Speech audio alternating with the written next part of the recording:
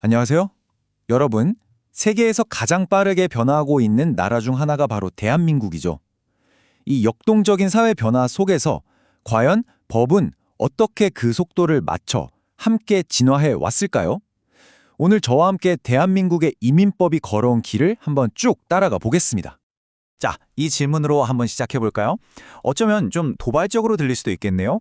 하지만 이건 단순히 인구 구성이 어떻게 되냐 이걸 묻는 게 아닙니다. 대한민국의 정체성 자체가 어떻게 변하고 있는지, 그리고 그 변화를 법이 어떻게 담아내려고 애쓰고 있는지를 보여주는 아주 핵심적인 질문이라고 할 수 있죠. 자, 이 타임라인을 한번 보세요. 이게 바로 대한민국의 변화를 한눈에 보여주는 지도 같은 거예요. 국제사회의 일원이 되기 시작한 시점부터 점점 늘어나는 외국인과 함께 살아가는 방법을 고민하고 마침내 다문화 사회로 나아가는 그 여정이 이 법들에 고스란히 담겨 있습니다. 그럼 각 법이 어떤 시대적 배경에서 탄생했는지 하나씩 짚어보도록 하죠. 첫 번째, 큰 변화의 물결은 바로 이겁니다. 통제에서 공존으로. 사실 2000년대 이전까지만 해도요, 한국의 외국인 정책은 주로 국경을 잘 지키고 국내에 있는 외국인을 관리하는 데 초점이 맞춰져 있었어요. 그런데 사회가 빠르게 변하면서 법의 생각도 바뀐 거죠. 단순한 관리를 넘어서 어떻게 하면 함께 잘 살 수 있을까를 고민하기 시작한 겁니다. 바로 이 문장이 그 거대한 변화의 시작을 알리는 신호탄이었습니다. 2007년에 만들어진 제한외국인 처우기본법의 목적인데요. 여기서 진짜 주목해야 할 부분은 국민과 제한외국인이 서로를 이해하고 존중하는 사회 환경을 만든다는 대목이에요. 이 한 문장으로 외국인을 더 이상 관리의 대상이 아니라 우리 사회의 동등한 구성원으로 보겠다는 그야말로 생각의 틀을 완전히 바꿔버린 거죠. 이 그림을 보시면 그 변화가 확 와닿으실 거예요. 예전에는 마치 성벽을 지키듯이 외부인을 통제하는 데 급급했다면 이제는 함께 다리를 건너며 같이 살아가는 사회를 만들겠다는 의지가 법에 담기기 시작한 겁니다.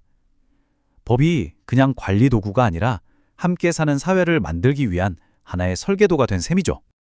자, 법의 진화는 이제 사회의 가장 작은 단위, 바로 가족의 모습으로까지 이어집니다. 국제결혼이 늘면서 이전에는 볼 수 없었던 새로운 형태의 가족이 나타났는데요. 우리 사회와 법이 이들을 어떻게 받아들였는지 한번 살펴보겠습니다. 핵심은 이거예요. 2000년대 들어서면서 한국인과 외국인이 결혼해서 가정을 꾸리는 일이 정말 많아졌거든요. 그러니까 기존의 전통적인 가족이라는 틀로는 이 새로운 가족들을 다 담아낼 수가 없게 된 거죠. 그래서 법이 나선 겁니다. 이들을 체계적으로 지원하고 보호하기 위해서 다문화 가족이라는 새로운 법적인 카테고리를 만들어야만 했던 거죠. 사회의 변화가 법을 움직인 아주 대표적인 사례라고 할 수 있습니다. 그리고 정부는 그냥 주먹구구식으로 지원하는 게 아니라 아주 체계적인 계획을 가지고 접근합니다. 먼저 여성가족부가 5년짜리 큰 그림, 그러니까 기본 계획을 세우고요. 그럼 각 부처들이 이걸 바탕으로 매년 구체적인 시행 계획을 만들어서 실행에 옮깁니다. 그리고 마지막으로 총리가 위원장인 위원회에서 전체적으로 잘 되고 있는지 점검하고 조율하는 거죠. 이런 순환 구조를 통해서 정책이 일관성을 갖고 꾸준히 이어질 수 있도록 하는 겁니다. 자, 이래 한국 사회가 마주한 또 다른 중요한 시험대로 넘어가 보겠습니다. 바로 난민 문제입니다. 굉장히 복잡하고 때로는 아주 뜨거운 논란을 낳기도 하죠. 이건 단순히 외국인을 몇 명 더 받느냐의 문제를 넘어서 인권과 국제사회와의 약속에 대해 한국이 어떤 태도를 가지고 있는지를 보여주는 하나의 척도이기도 합니다. 난민 협약에서 가장 중요하고 핵심적인 원칙이 바로 이 강제 송환 금지 원칙입니다. 말이 조금 어려워 보이지만 사실 아주 간단해요. 생명의 위협을 피해서 온 사람을 다시 그 위험한 곳으로 돌려보내서는 안 된다는 겁니다. 이건 인류의 최소한의 약속이자 국제법의 대원칙이라고 할 수 있죠. 하지만 현실의 벽은 정말 높습니다. 이 숫자 1.3%. 이게 뭘 의미하는지 아시나요? 2010년부터 2020년까지 10년 동안의 한국 평균 난민 인정률입니다. OECD 국가 중에서 가장 낮은 수치예요. 쉽게 말해 난민 신청자 100명 중에 고작 한두 명만이 보호를 받는다는 뜻입니다. 참 아이러니하죠. 한쪽에서는 아시아 최초로 독립된 난민법을 만들었다고 자랑하는데 다른 한쪽에서는 세계에서 난민으로 인정받기 가장 어려운 나라 중 하나라는 현실. 이 극명한 대비가 바로 한국 난민 정책이 안고 있는 딜레마이자 법이 꿈꾸는 이상과 현실 사이의 깊은 간극을 보여주고 있습니다. 자, 이제 시선을 또 다른 아주 중요한 그룹으로 옮겨보겠습니다. 바로 전 세계에 흩어져 살고 있는 수백만 명의 우리 동포, 재외동포입니다.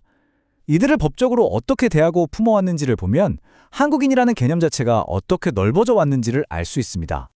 이 변화, 이게 그냥 법조항 하나 바꾼 게 아닙니다. 이전에는 법적으로 외국인이나 다름없었던 4세대 이후 동포들을 공식적으로 우리 동포의 품 안으로 다시 환영한 거거든요. 혈통을 기준으로 한 우리 민족의 범위를 법이 나서서 크게 확장한 정말 상징적인 사건이었던 거죠. 자, 이렇게 과거부터 현재까지 법이 어떻게 진화해 왔는지 쭉 훑어봤는데요. 그럼 이제 가장 중요한 질문이 남았습니다.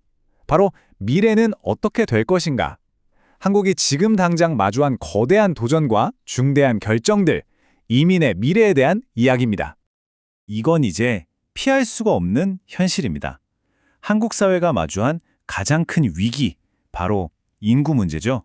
세계에서 가장 빠른 고령화 속도, 그리고 세계에서 가장 낮은 출산율, 일할 사람은 줄고 부양해야 할 노인 인구는 계속 늘어나는 이 상황에서 이민은 더 이상 선택의 문제가 아닙니다.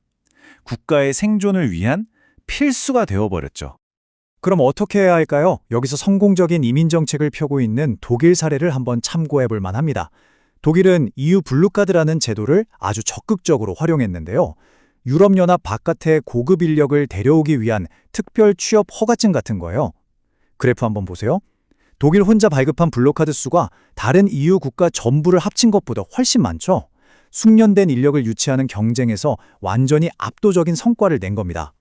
독일이 뭘 했냐면요. 그냥 문을 조금 연 게 아니라 아예 문턱을 부숴버렸어요. 우리 국민 먼저 채용해야 한다는 원칙도 없애고 꼭 대학 학위가 없더라도 숙련된 기술이 있으면 전문 인력으로 인정해 줬습니다. 필요한 인재를 데려오기 위해서라면 이렇게까지 파격적으로 제도를 바꾼 거죠. 한국의 미래 이민 정책에 정말 많은 생각을 하게 하는 부분입니다. 그런데 좋은 인재를 데려오는 것만으로 끝이 아니겠죠? 들어온 사람들이 겪게 될 이민 행정 시스템이 과연 공정한가? 이 문제도 반드시 짚고 넘어가야 합니다. 특히 지금 한국에서는 비자 발급이 거부되거나 했을 때 불복하는 절차, 그러니까 이의 신청 과정의 공정성이 큰 문제로 지적되고 있어요. 이 문장이 문제의 핵심을 정확히 꿰뚫고 있습니다. 처분을 내린 기관이 그 처분에 대한 이의 신청까지 심사한다. 이게 무슨 말이냐면요. 축구 경기에서 심판이 페널티킥을 선언했는데 그 판정에 대한 항의를 바로 그 심판이 직접 듣고 판단하는 거나 마찬가지인 상황인 거죠. 이러니 독립적이고 공정한 권리 구제가 가능하겠냐는 비판이 나올 수밖에 없는 겁니다. 통제에서 공존으로, 그리고 단일 민족이라는 생각에서 다문화 사회로, 지금까지 대한민국 이민법이 걸어온 여정을 함께 따라와 봤습니다. 이제 고령화라는 거대한 파도 앞에서 이 마지막 질문을 던지면서 오늘 이야기를 마무리하려고 합니다. 한국은 과연 누구를 초대할 것이며 그들에게 어떤 권리를 줄 것인가? 이 질문에 대한 우리 사회의 대답이 바로 앞으로 대한민국의 미래를 결정하게 될 겁니다.